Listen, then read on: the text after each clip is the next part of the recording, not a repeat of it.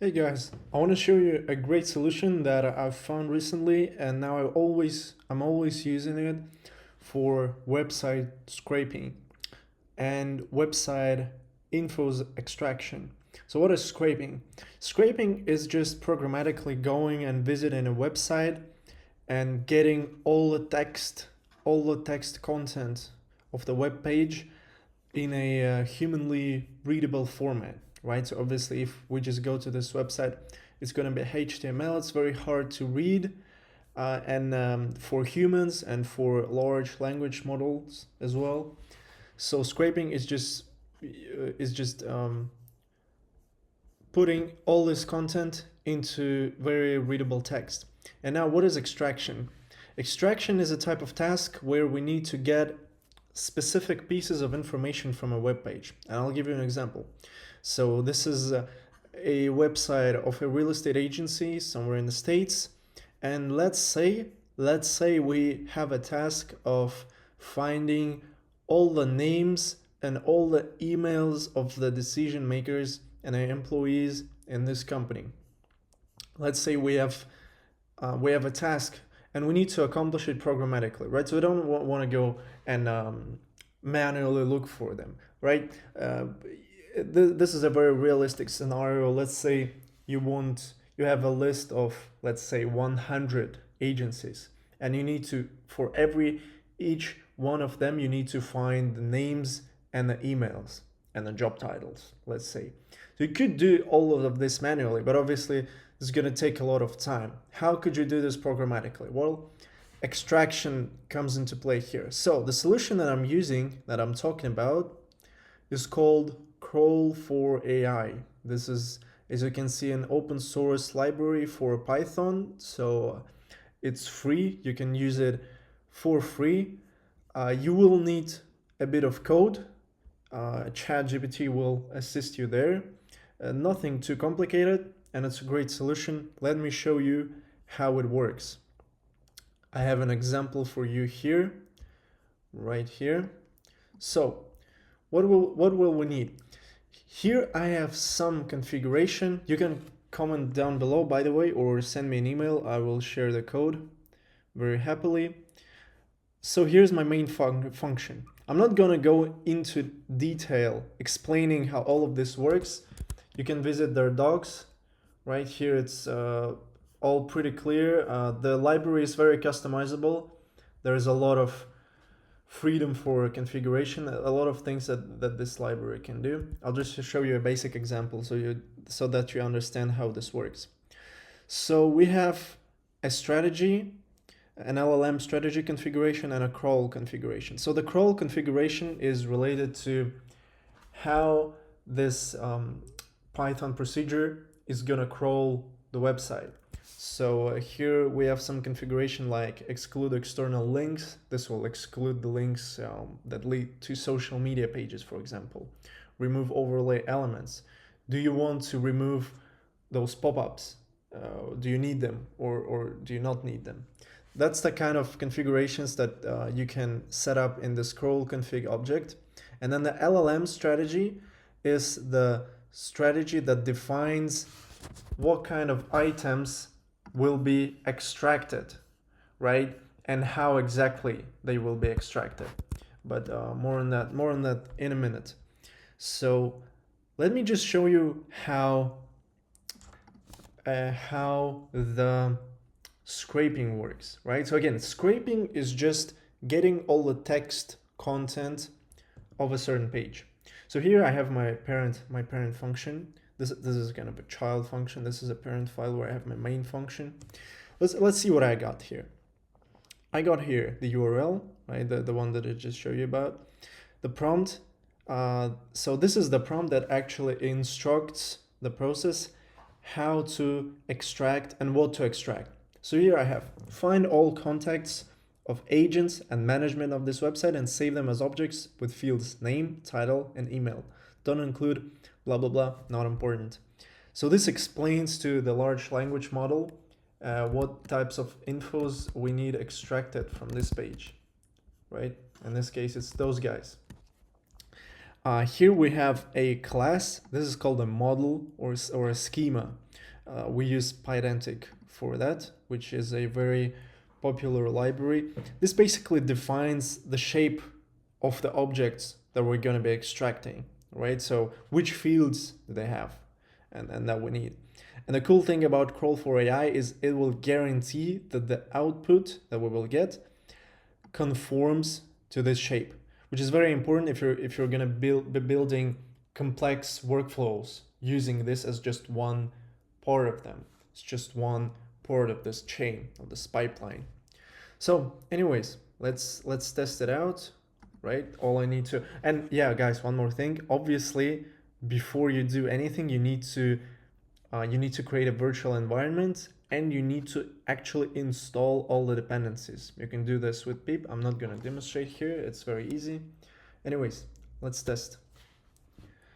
All right, so I'm launching my process with the Python interpreter. So here it is. The scraping is completed. As you can see, it's extremely fast. Like, what fascinates me about this thing is it's just extremely fast. It just in a matter of seconds. So what we can see here is here's the scraped content, right? Here we can see it, and it's been saved into this result.md file, right? In VS Code, you can actually view it in a nicer way with, how do you actually do this? I think with, yeah, here, open preview. So here you can see this is basically the same page. We still have the images. You can turn them off if you want.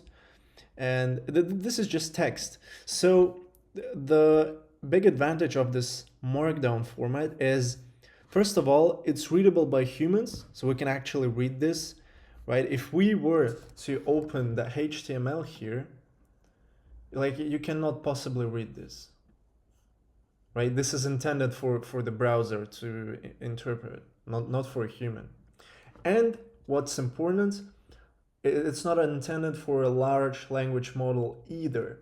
So another big use case of this markdown format is when you want to create a knowledge base for a large language model.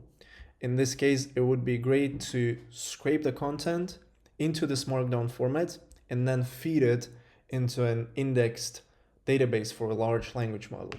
So this is the first part, scraping, right? As you can see, it's accurate, it's very fast, it's great. Now let's see how the extraction went. So as you can see, we have two outputs here. We have the extracted content. Oh, sorry, we have we extracted. The extracted actually is the wrong term here, right? It's scraped. And extracted items we actually have here. And just for convenience, let's put them into a JSON file so that we can actually see the formatting and see the highlighting.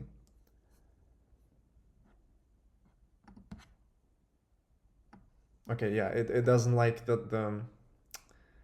I think that we're using the single quotes here, all right? But anyways, as you can see, this is actually accurate JSON, right? Except for the single quotes, of course. But as you can see, what's most important is all the items actually conform to the schema that I've defined. Where did I define it? Here, right? The decision maker. It has precisely all those fields. And that's the first thing. And the second thing, the items are actually accurate, because if we go to the actual webpage, we see Daniel Mendes, Charlie Modesto, Destiny Gonzalez.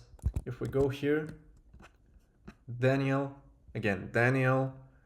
Franklin, where were the other guys? Here, Destiny Gonzalez. Where was the other guy?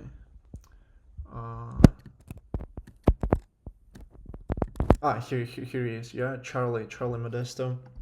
So as you can see, there's 8 items, right? They are correct. So it's correctly identified the parts that we need. and it extracted them, right? So a large language model has actually done this after the programmatic procedure scraped this content. So as you can see, this is very fast. This is very convenient.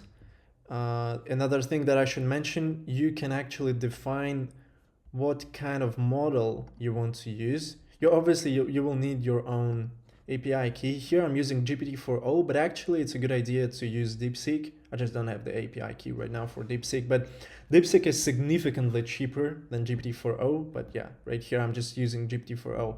It also supports all major models from Anthropic, from Perplexity, from what's the other company? I forgot. Anyways, a lot of freedom of configuration here. And yeah, so this is the solution that I'm always using for those types of tasks. If you need to scrape and extract large amounts of data, let's say maybe you want to scrape prices for a large number of products on a website of an e-com store, this would be a great solution for that. And this library actually has a lot going on under the hood.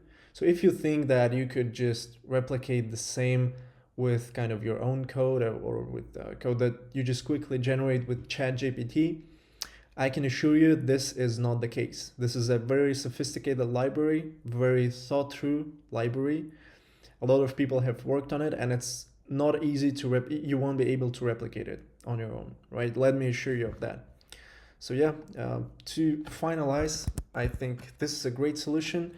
Again, you can see the docs here at docs.crawl4ai.com. They also obviously have the another version of the docs in the GitHub repository. So if you want, give it a try. It's a great solution.